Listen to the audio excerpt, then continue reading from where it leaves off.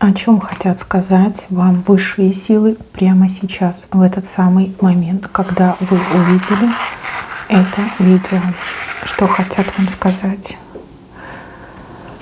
У вас достаточно тяжелая жизнь, что-то разрушилось, разбилось, какие-то потери, ощущение, что вы плывете против течения и буквально бьетесь обо все камни, и подводные, и надводные.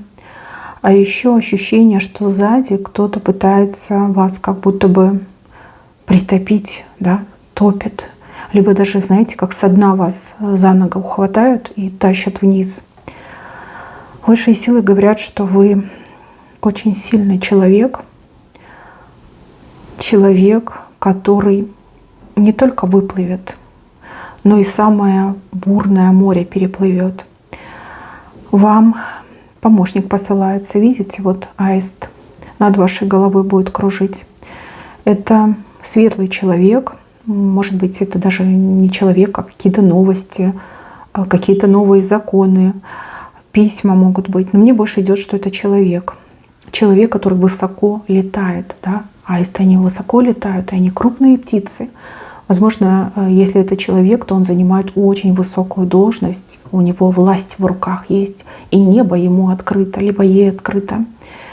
Этот человек даст вам правильные координаты, либо поддержит вас в самую трудную минуту, когда силы будут на исходе. Говорят, что доплывете, выплывете. Видите вот эти песочные часы? Вот, не знаю, видно вам или нет. Вот песочные часы.